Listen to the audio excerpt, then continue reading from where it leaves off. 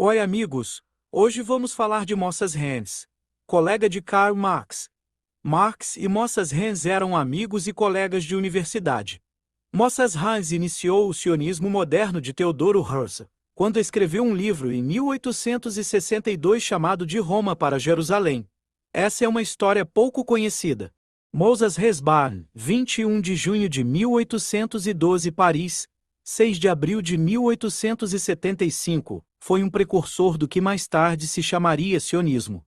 Suas obras mais importantes são História Sagrada da Humanidade por um discípulo de Spinoza, 1837, Triarquia Europeia, 1841, Roma e Jerusalém. A Última Questão Nacional, 1862 e Consequences of a Evolution of the Proletariat, 1847. Mudou-se o nome para Moritz Hess. Tendo mais tarde o revertido para Moses, Hess recebeu uma educação religiosa tradicional de seu avô, tendo, mais tarde, estudado filosofia na Universidade de Bonn e vivido em Paris como correspondente de um periódico socialista nos acontecimentos da Revolução de 1848. Foi companheiro de Karl Marx, Friedrich Engels e Ferdinand Lassalle.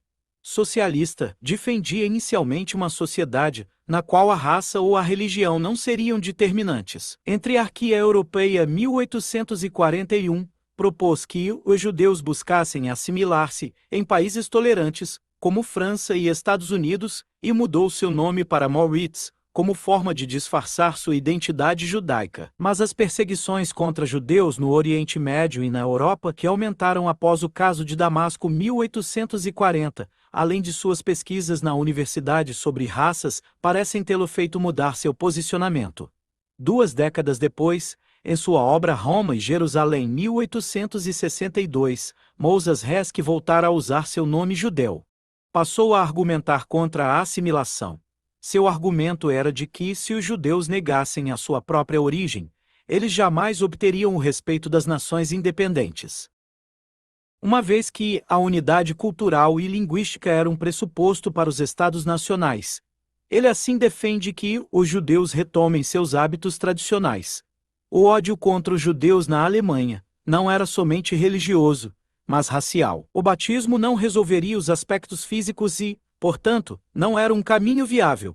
O judeu só conquistaria a paz quando se tornasse um povo independente, e por isso a questão judaica seria a última questão nacionalista que ainda faltava ser resolvida, após a unificação alemã. Hess não atribuía às causas econômicas e à luta de classes um papel preponderante na história, tendendo a privilegiar as lutas raciais e entre nacionalidades.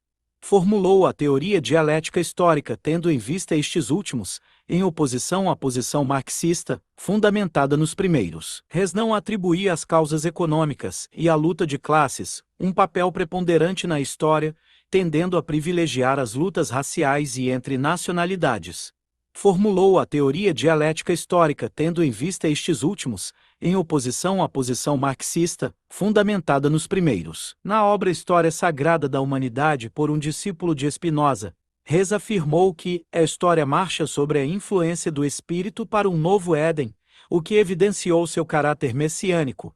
Assim como muitos dos primeiros socialistas, Hess associava suas concepções religiosas às suas concepções sociais, mesclando o messianismo judaico com as concepções filosóficas de Spinoza, Hegel, Charles Fourier, François Noël Babelf e Thomas More, para anunciar a vinda de uma sociedade futura sob a forma do reino de Deus.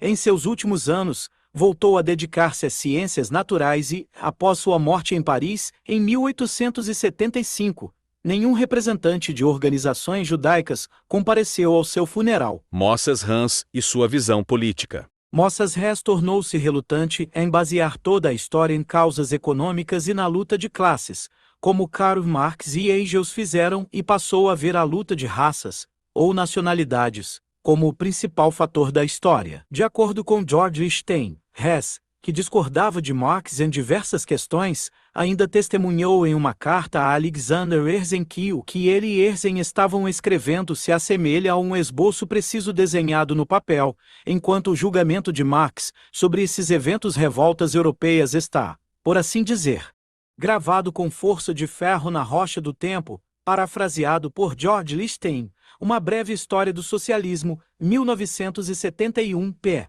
80. De 1861 a 1863, ele viveu na Alemanha, onde se familiarizou com a crescente onda de antissemitismo alemão.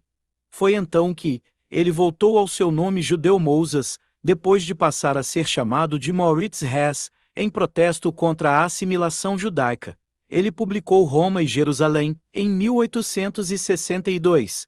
Hess interpreta a história como um círculo de lutas raciais e nacionais. Ele contemplou a ascensão do nacionalismo italiano e a reação alemã a ele, e a partir disso chegou à ideia de renascimento nacional judaico e a sua compreensão presciente de que os alemães não seriam tolerantes com as aspirações nacionais dos outros e seriam particularmente intolerantes com os judeus. Seu livro pede o estabelecimento de uma comunidade socialista judaica na Palestina, em linha com os movimentos nacionais emergentes na Europa e como a única maneira de responder ao antissemitismo e afirmar a identidade judaica no mundo moderno. Trabalhos acadêmicos. Roma e Jerusalém.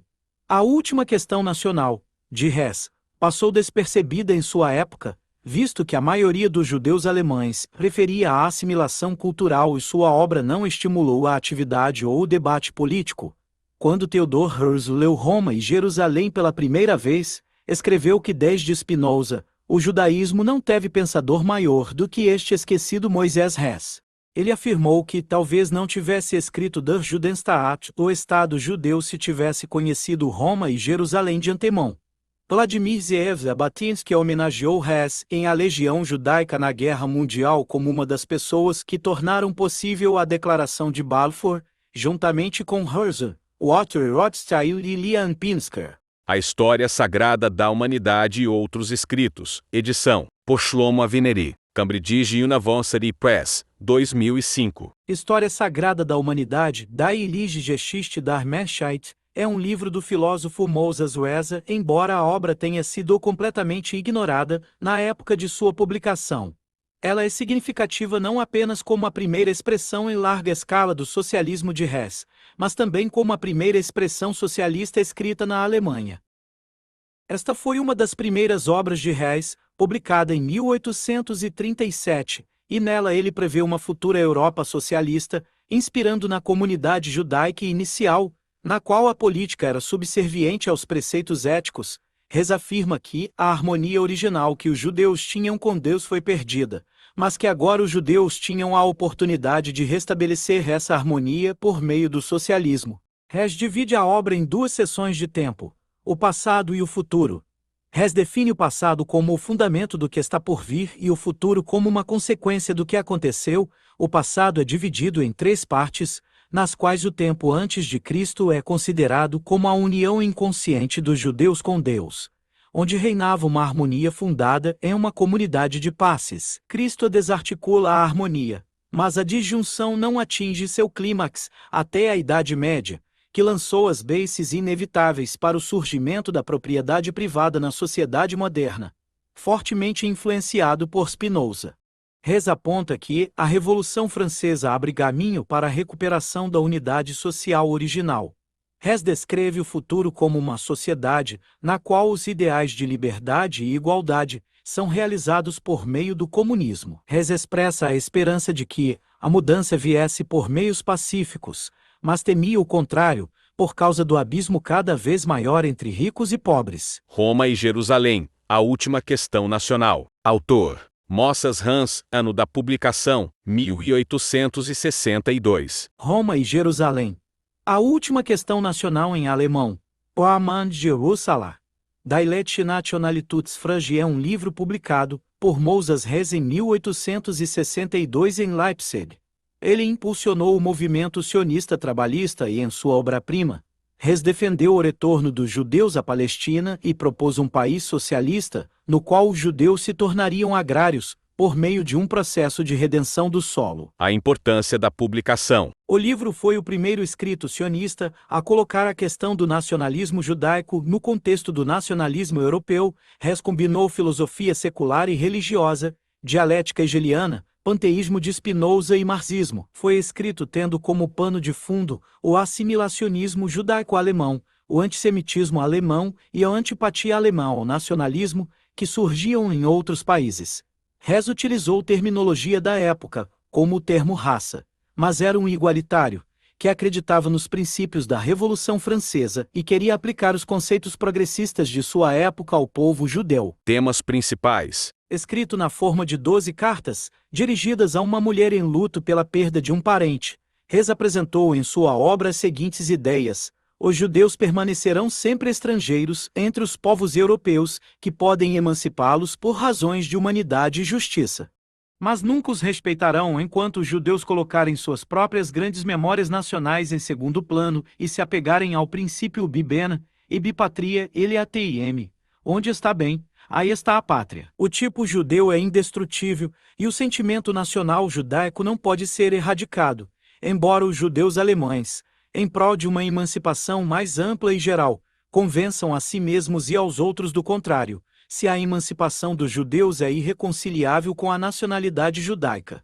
Os judeus devem sacrificar a emancipação à nacionalidade. Hess considera que a única solução para a questão judaica reside no retorno à Palestina. Reações e legado. Reações e legado, editar. Na época, o livro foi recebido com frieza, e somente em retrospectiva se tornou uma das obras básicas do sionismo, pois prefigurou ideias expostas em Der Judenstaat, de Tia der Heuse. Em cerca de 35 anos antes de sua publicação, em 14 de fevereiro de 1896 e da autoemancipação, um panfleto escrito em alemão pelo médico e ativista judeu russo-polonês Leon Pinsker em 1882. Moses Hans foi o primeiro sionista a escrever uma tese sobre a autoemancipação do povo judeu. Se você gostou do nosso conteúdo, não deixe de se inscrever para receber mais conteúdos como esse. Obrigado e até próxima.